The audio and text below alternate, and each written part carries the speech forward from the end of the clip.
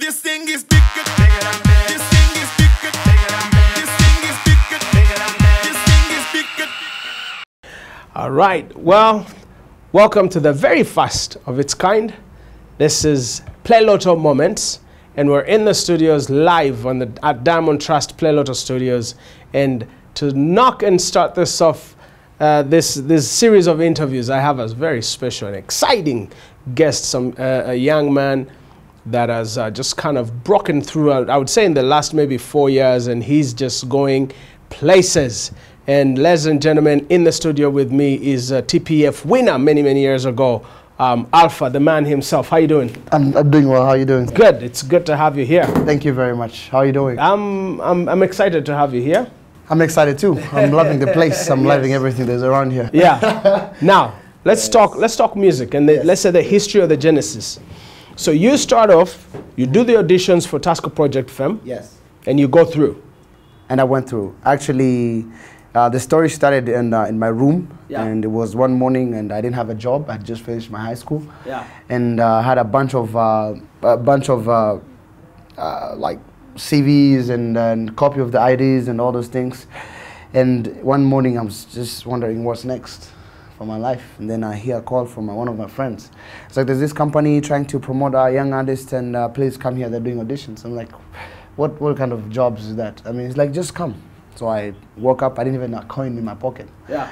I woke up and ran closely, and then when I reached the place, and I saw the Tasker Project Femme, because I'd already been watching it, and I didn't know it was going to come to Rwanda. I didn't even think of it.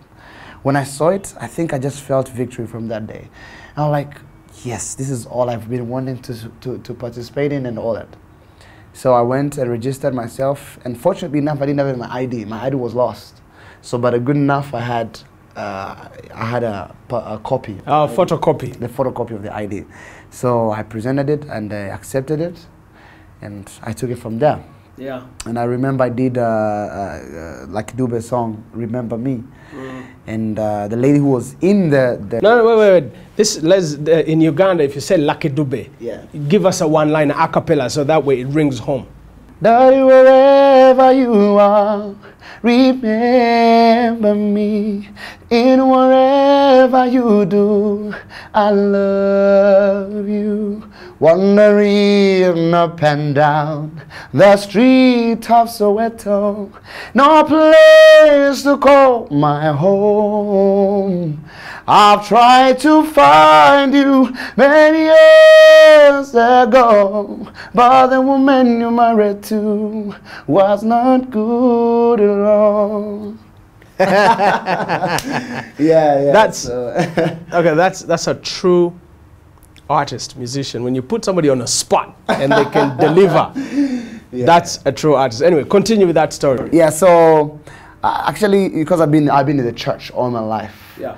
And there's a way we were taught in the church, singing other songs was like, you know, it was prohibited. So, but I don't know, when God wants to take you to another level, He'll always give you a key to that place. Yeah. So I remember when I finished my high school, this song just came to me, and I started learning the song. And then I was playing the guitar, you know, through that song and all that. I didn't know that was the song that was going to cross me to the other bridge, to the other side. So I sang that song.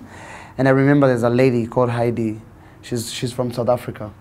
And she just held her hands on the head, and she was like, what? For me, I was a lot nervous. Yeah. But at the same time, I had some confidence in all those things, you know. So we signed, they just gave me all yeses. You know how they have three judges, and they, yes. So I was waiting for another audition to Nairobi. So that was actually the trick part of it. So, but I waited, and I was called after 2 weeks, 3 weeks. And I headed to Nairobi, and when I got Nairobi, I met Ugandan artists, Uganda talents, Kenyan talents, Tanzanian talents. I remember I called my dad, and I was like, Dad, you know what? I thought I knew how to sing, but here it's tough. My dad told me, and I remember him telling me that it was like a beginning of my journey to a victory. He said, Alpha, I'm watching this. I'm watching the auditions on TV. I feel and I believe that you're the best. Yeah. Just him telling me that, I felt like I just grew big from inside me. Yeah. So I took it from there. We did auditioning, and I was put on probation actually. But I think the judge asked me because I sang the Like a dube. not the Like Dube song because I didn't want to repeat it again. I sang the R. Kelly song. I believe I can fly. I believe I can touch the sky. Yeah. So and then he asked me, "Do you know the words? Your accent is so wrong." Whatever, you know, Judge Ian. Yeah, yeah. Oh, him. And then he said, "Can you pronounce the words like the way they should be?" And then I said, I'm not the composer of the song, so there's no way I can just go and start memorizing the words and say them. I can only sing if you want me to sing, but I can start saying word to word. Yeah. He's like, "What kind of behavior is that? You're becoming rude and all that." And I was like, "Oh, I'm sorry. I felt." So Ian didn't appreciate the fact that you're francophone, and No, I think he was twisting me a little bit, like everybody else. he likes to poke. Yes, but to be honest, I think my diction was not good. Yeah. So, and then you know how you get a song and then you learn it the way it is. Sometimes you don't even understand the meaning of the song. Yeah. But the way you hear it, that's where you sing it. Yeah. So I sang it, and then it was like, "Can you say the words?" No, it's don't sing, but say the words. I'm like, I'm not the composer. Yeah. So I think that triggered him a little bit. So I was Yeah. like, so it's like, okay, putting you on probation. You know, when they put you on probation in Nairobi, that means you're either going home or you're making to the academy. Because there's some who already gone to the academy and some who are on probation, ready to get to the academy, and others to leave. You know how this thing works. Yeah. So I'm glad I just went to the academy. I went to the gala night. I performed. I gave my all. I did like a doobie, but I did it in my own style. I don't know what I sang on that day, but what I know is Do it. Is this the one you did it with your guitar? unfortunately, they took the song Yeah. and they took in the studio. They just made the Track? instrument, the track, and then I had to sing along the track. Truck. Okay. So that was a little bit tricky because it was not exactly how the song is, the one I know. Yeah. So I had to improvise through the track. I had to make this song. I own it, and You then own it, yeah. I owned it, and then made my own stuff. People, I remember the whole place stood up, and that was my first. Actually, I was shocked because I was like, "What?" Yeah. So that was my first entrance, and then I spent in the academy for 2 months. People voting and all that. I remember I stayed in the academy for about a month without going on probation.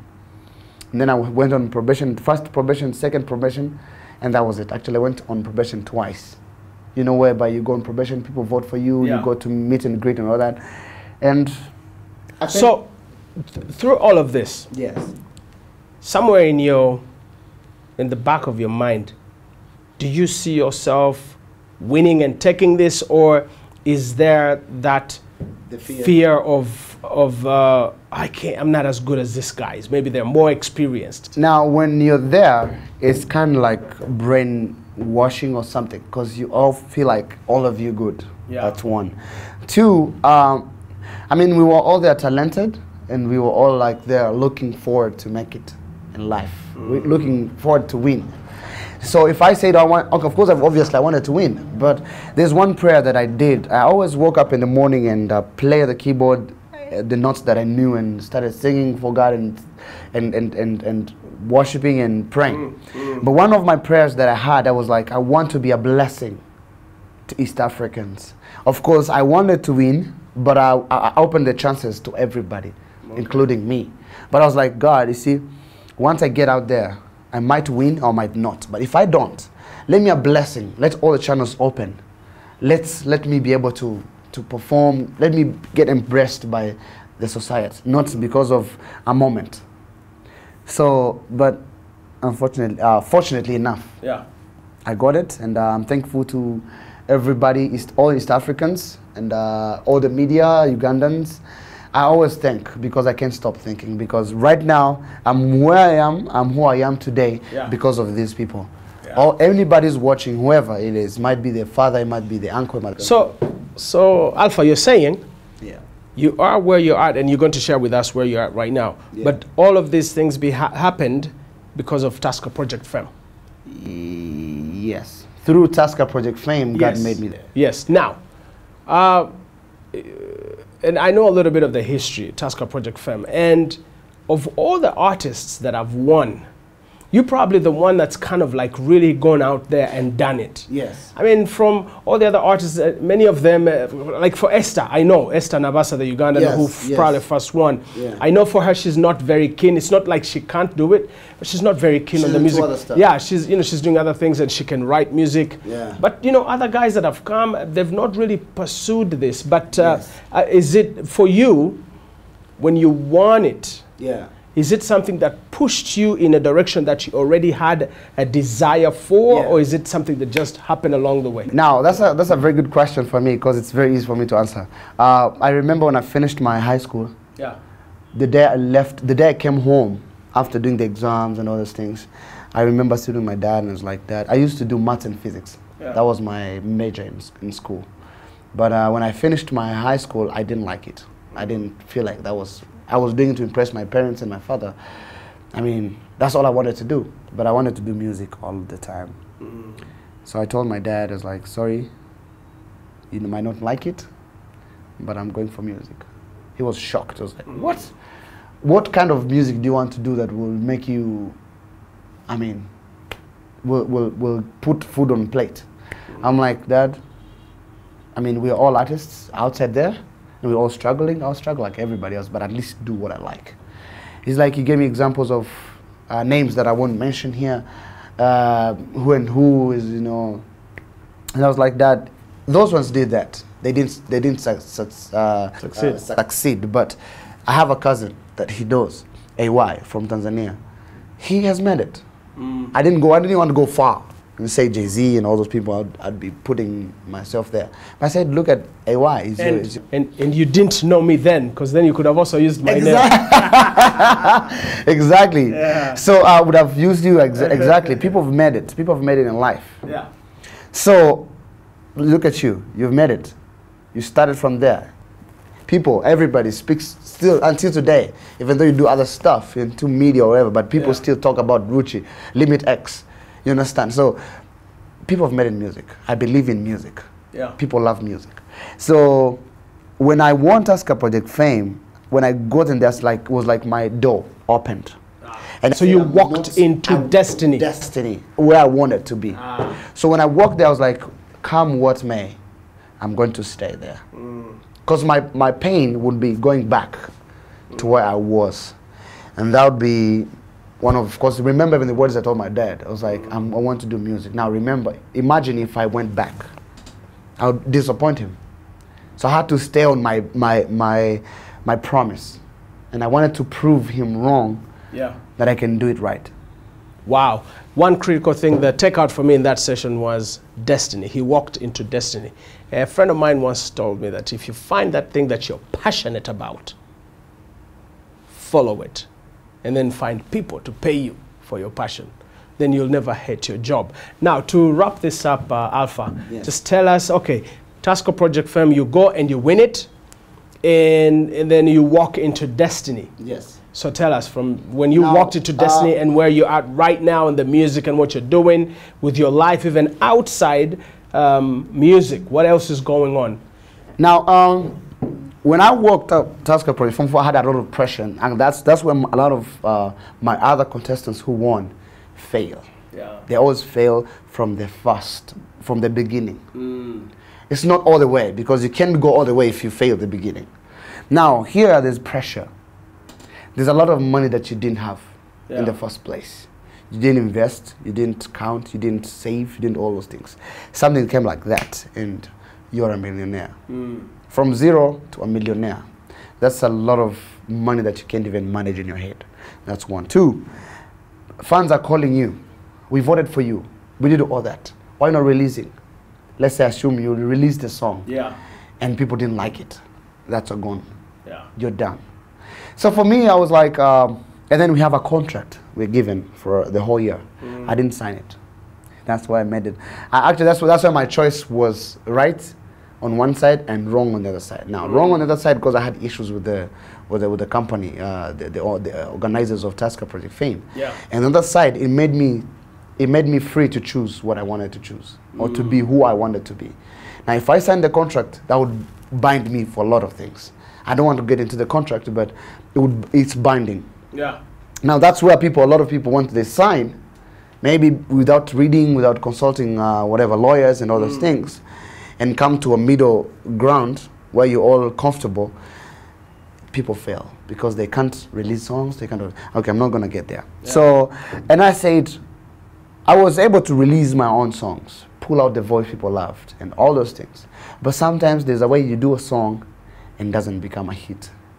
So I said, let me do it with people that have been in the game for a long time. They already have a fan base. And from that, I'll be introduced to the game and then I can carry it on myself. So I called, the closest person I had was AY. AY, I want to have a song written. Can I please come down and record? He's like, why not? I jumped at the slum. I did a song with him. It became a boom, like that. We came to shoot a video here. Here you go and meet Baby Cool in the studio with AY. Immediately I asked Baby Cool, thank you so much to Baby Cool. I said, can I please do a song with you? He's like, yeah, sure. He has a son called Alpha, and he's been following the Tusker project. So it flew like that. So it's like, so it was a very smooth way of like transition. Yes. Yeah. Okay. So I worked with, the next day he said, come back tomorrow evening. The same night, laid out the song, did everything, and the song was done. Boom. In Kampala, the song was just hitting everywhere. So you did a number of collabos before I started doing before you did your own songs. Yes. Okay. So then you started doing your own songs. And then I was comfortable enough now to start releasing my own songs. Because Alpha had all of a sudden become a brand. Yes. It's a standalone. Yes, now I was able to stand alone, but before I was just a pimped. Yeah. This baby, brought there and stuff. Even a baby when he's born, you have to teach him or her walking and talk and all that, and then he can start walking on his own. So basically, that's what happened with me. And after that, 2 years later, I felt like I had to go to school. I got a chance. So you're in the middle of the success, beginning and success of your career. And then you also start thinking going to school. Yeah. Because I remember. I hope some young people are watching this, because you can manage both. Yeah. And I've seen and learned, and he'll share with us briefly how this can be managed, where you can actually go to school and still, be a career-driven person. So break it down. How does that work? So I got involved in the campaign, the presidential campaign. 2010 in Rwanda, Kigali, 2010. Yeah. So, and I got lucky when the president won. I was chosen among the artists that was supposed to perform in his first meeting with the media or the business people. So, in my mind, I was like, this is an opportunity. A lifetime opportunity. Having only 2 artists, not even 10, because when you're 10, you don't get even time to say whatever you want to say. No, you don't. So I was like, 2 people in the stage, he started and then I ended. So through that, I was like, and the president loved my song, Songambele. That's what I was told. So they requested me to sing the Songambele song, and only one song, you only have 5 minutes. Wow. So I went to the bathroom before. I remember it was Serena, and I went there and I prayed. I said, God, today is my chance, and I'm in front of the president. Give me wisdom to request something that's going to be a lifetime. And from, I don't know where, school came in my mind, because I've always wanted to go study abroad and broaden up my mind. So on the stage, I was like, Your Excellency, before I started performing, obviously. Now they've called Alpha, I'm stage. And I said, Your Excellency, before I perform, I made this country proud by winning Tusker Project fame, putting it on a map. But I'm not so proud of that, because I'm part of the country. I'm part of the citizen. And that's my duty. But I want to make this country more even proud. But I can do it without education. I can do it because I'm talented, but I bet if I have some knowledge in my mind, it would even be bigger. And I didn't request where. I just requested that. I had a small business called Alpha Wear, some sandals and all that. I said, Your Excellency, allow me to make you a pair of sandals, send the First Lady, and take a picture of them. Those are the 3 things I requested, and that's all. Yeah. And before stepping the stage, after stepping the stage, out of the stage, somebody came and said, "You're offered the scholarship." I was so excited, and I could not even believe that, but God did that. And today I'm in the US doing my marketing. I'm on 3rd year. I'll be graduating next December. And I'm telling people to stay tuned. Mufude. Mujakfa. Well, ladies and gentlemen, what an exciting interview. I'm blessed and honored and excited to be sitting in the seat here with Alpha. Now, the things that I can tell you, the takeout for this interview for me was, one thing is he kept saying about prayer. Every now and then he would pray. The other thing is he's a man that is walking in his destiny. Yes. And he seems to be enjoying the career and where he's at. So stay tuned to the Play Lotto Moments, and this has been Isaac Rucci hosting Alpha. Thank you so much. This thing is bigger, bigger than me. This thing is bigger, bigger than me.